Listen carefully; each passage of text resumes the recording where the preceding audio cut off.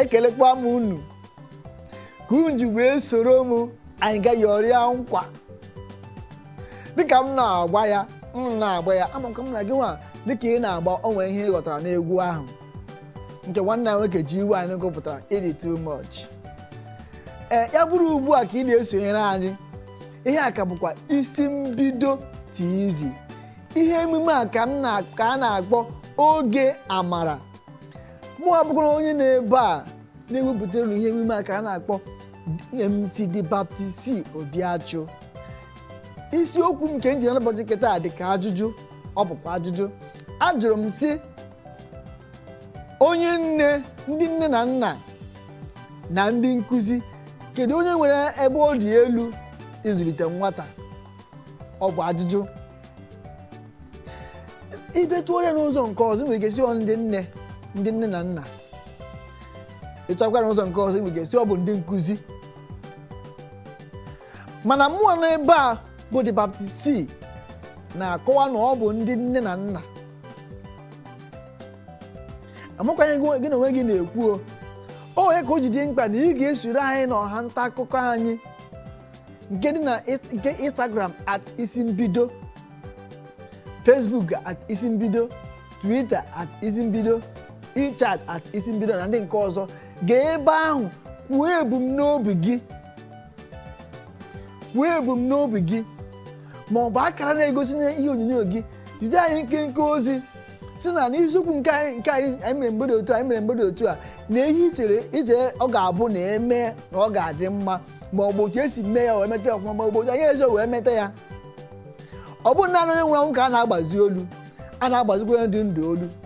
Dịka ndị Igbo ji wee kwuo okwu wee sị, anyụkọọ mamịrị ọnụ ọgba ụfụfụ.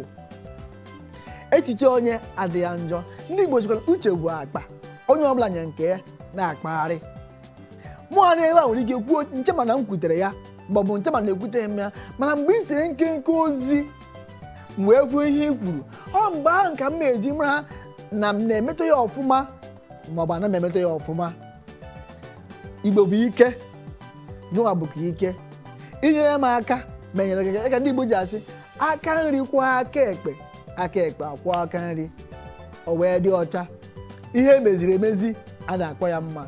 Unu aka m ji aba, unu aka m ji eme ọnụ. Nye na aka ka asụsụ Igbo bụrụ ihe a kwalitere n'ebe ọ dị ukwuu. Oge amara chọrọ nkwado gị. Isi mbido TV chọrọ nkwado gị. Ị ga-asị, enwere ike na-ajụ kedu ka ị ga-esi kwado ya. Ị ga-akwado n'ụzọ dị iche iche.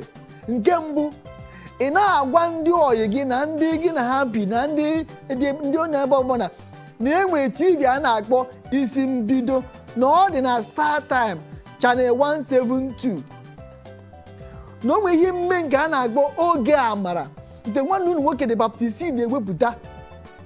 Ị ga-esi otu akwado ya. Ụzọ ị ga-esi kwado oge amara n'isi mbido bụkwa ahịa ahụ nke ị na-ere, iburu ebe n'isi mbido, agbasa ozi ahịa azụra gị, ma ọ bụ izitere anyị nke ozi, gbaa anyị ume, tinye anyị n'ekpere, anyị fụ ya, anyị ga-enwe obi ụtọ na-emekwa na-aga n'iru. Ihe a bụ ụzọ ndị ị ga-esi kwado anyị. Ị na-aghọta? Dịka m ji na-ekwu na-asị ndị nne na nna na ndị nkụzi, kedu ndị nwere ebe ọka dị oge elu n'ịzụlite nwata? Mụ MC Baptist wee sị na ọ bụ ndị nne na nna. Kedu eme m ji wee kwuo otu a? Amụtuo nwata, o ya ebu ụzọ ṅụara nne ya. Ya ṅụchara nne ya, tupu mgbu ya ṅụchara ya na ihe ga-eme, ọ ga-amasị m ka anyị gaboro obere egwu. Maka onye gara ndụ kpaa akụ, onye ire ya erie. Anyị mbarazi obere egwu chighachi azụ ma agwa unu ihe m kwụ n'ọnụ.